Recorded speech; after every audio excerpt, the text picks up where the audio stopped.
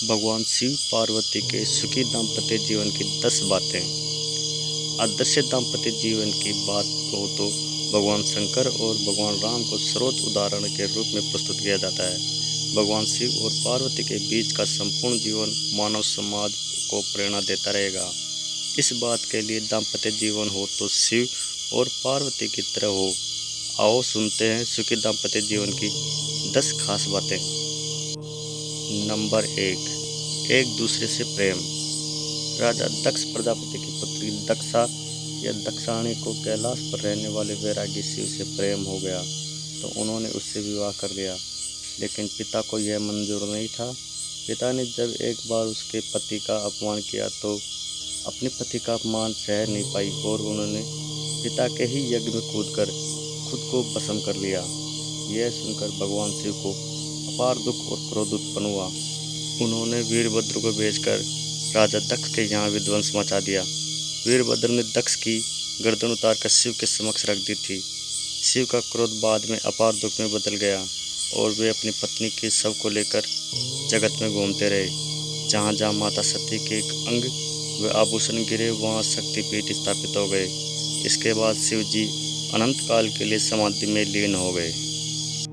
Number 2, विधिवत विवाह। भगवान शिव और माता पार्वती दोनों एक दूसरे से प्रेम करते थे, लेकिन उन्होंने कभी भी गंधर्व विवाह या अन्य किसी प्रकार का विवाह नहीं किया। उन्होंने समाज में प्रचलित वैदिक रीति से ही विवाह किया था। पहली बार उनका विवाह माता सती से ब्रह्मा जी ने विधिवत रूप से करवाया था और दूसरी बार माता सती का पार्वती रूप में दूसरा विवाह भी सभी की सहमति से विधिवत रूप से ही हुआ था। एक आदर्श दाम्पत्य जीवन में सामाजिक रीति और परिवार की सहमति भी बहुत जरूरी होती है। नंबर 3, प्रत्येक जन्मों का साथ। माता सती ने जब दूसरा जन्म हिमवान के यहाँ पार्वती के रूप में लिया तब उन्होंने पुनः शिव को पाने के लिए घोर तप और व्रत किया। उस दौरान तारकासुर का आतंक था।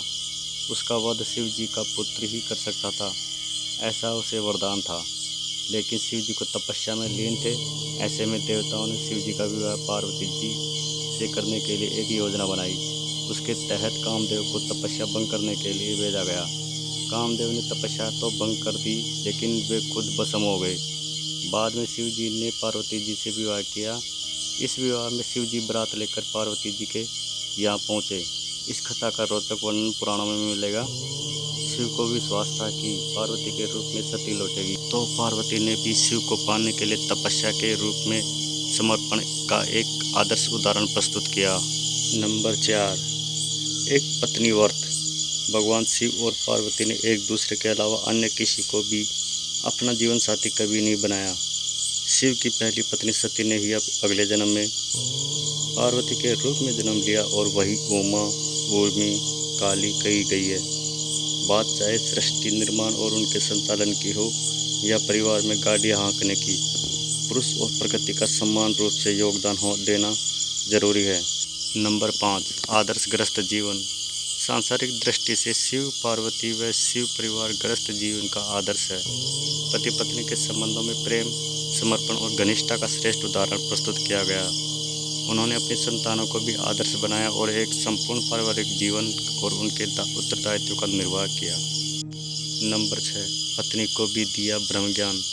भगवान शिव ने जब ब्रह्म ज्ञान प्राप्त किया था तो उन्होंने अपनी पत्नी माता पार्वती को भी इस ज्ञान को किस तरह से प्राप्त किया जाए यह बताया गया था।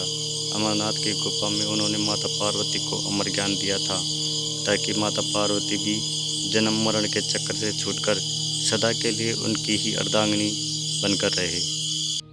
नंबर 7, एक दूसरे के प्रति सम्मान।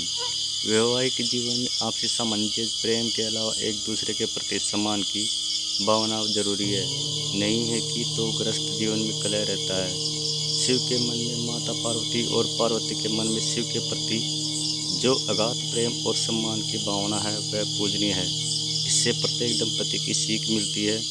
इसके लिए उदाहरण पुराणों में है कि माता पार्वती ने शिव के सम्मान के लिए सब कुछ न्यौछावर कर दिया, तो शिव ने भी माता पार्वती के प्रेम और सम्मान में सब कुछ किया। यदि दाम्पत्य जीवन में कोई पति पत्नी एक दूसरे के सम्मान नहीं करते हैं तो और उनके सम्मान की रक्षा नहीं करते हैं तो वह दाम्पत्य जीवन आगे चलकर असफल हो जाता है। नंबर 8, योगी बना गृहस्थ।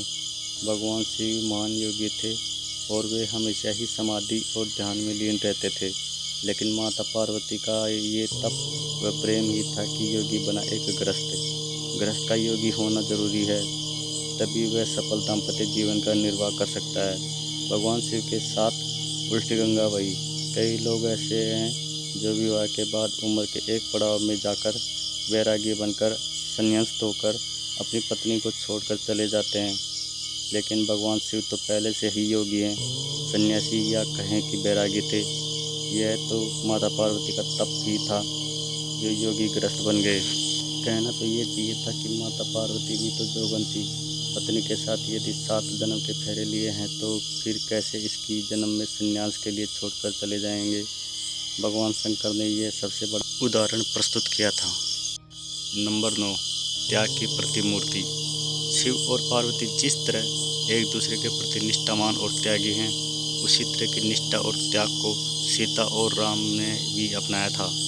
पार्वती का शिव में हो जाना या शिव का पार्वती में ही लोप हो जाना, इसी प्रेम के चलते इन्हें अर्धनारीश्वर भी कहा जाता है।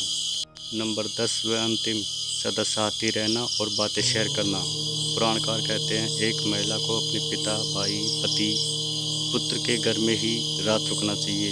अन्य कहीं भी यदि रात रुकने का अवसर हो तो साथ में पिता, भाई, पुत्र, पुत्री, पति होना जरूरी है। यह तो एक आम मनुष्य की बात है, लेकिन माता पार्वती और शिव को अर्धनारीश्वर है, उनका साथ तो सदा से ही सदैव है और रहेगा। हमने यह भी पढ़ा है कि भगवान शिव हमेशा ही माता पार्वती के प्रश्नों के उत्तर देते हैं और उन्हें किसी न किसी कथा सुनाकर अपना रहस्य बताते रहते हैं। इसी तरह माता पार्वती भी शिव को अपना रहस्य बताती रहती है। ओम नमः शिवाय।